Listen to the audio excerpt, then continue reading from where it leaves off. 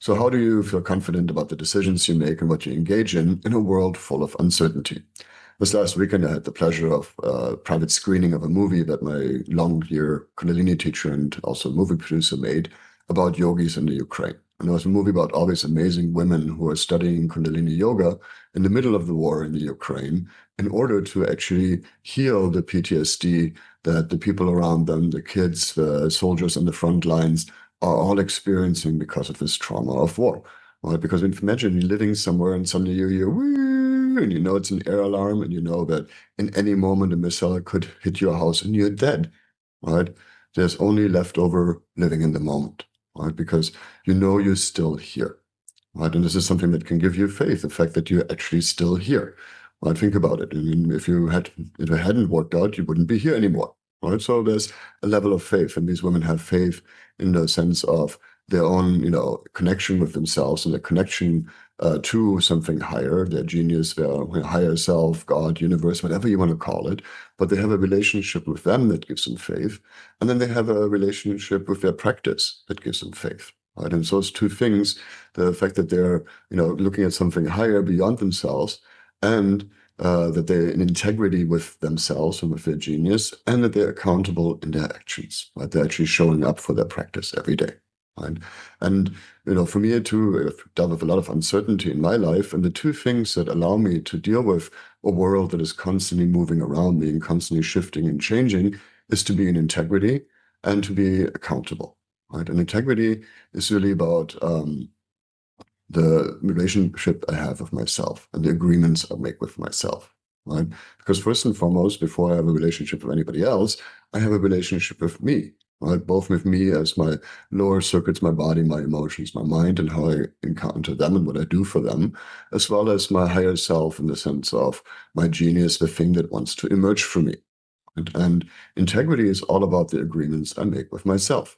For example, if I say, hey, I'm going to go work out every day or do something for my body every day, and when I do it, I feel really good about myself.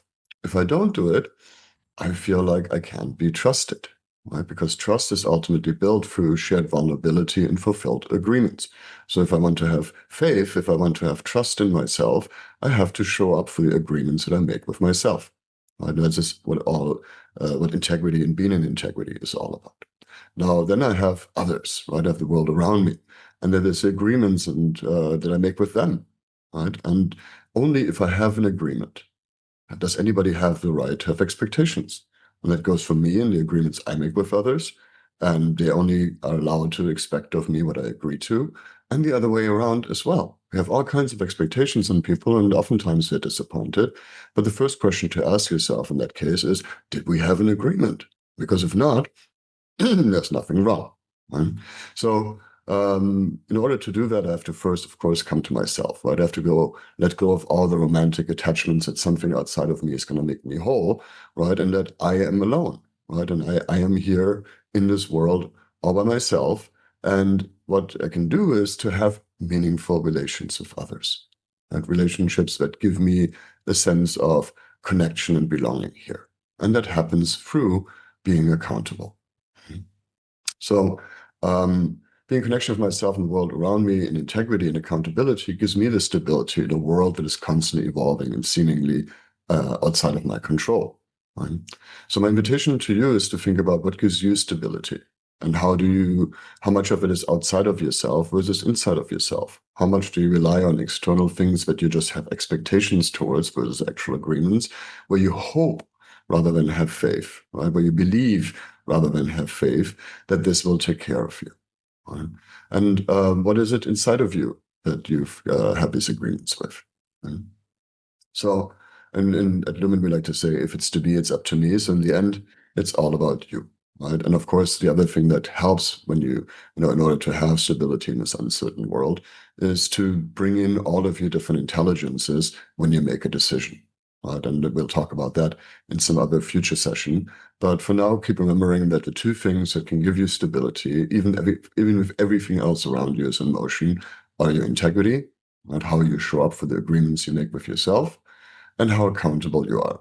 How are you showing up for the agreements you make with others? Because if you have those two things covered, everything else, as the hippies say, let go and let God. right? It's out of your control anyway. So here said, surrendering to chaos by having some level of faith and bringing discipline through order, through structured agreements that allow you to be on this edge of emergence between chaos and order, where new things come in, where creativity come in, where you are fully living your best life every day.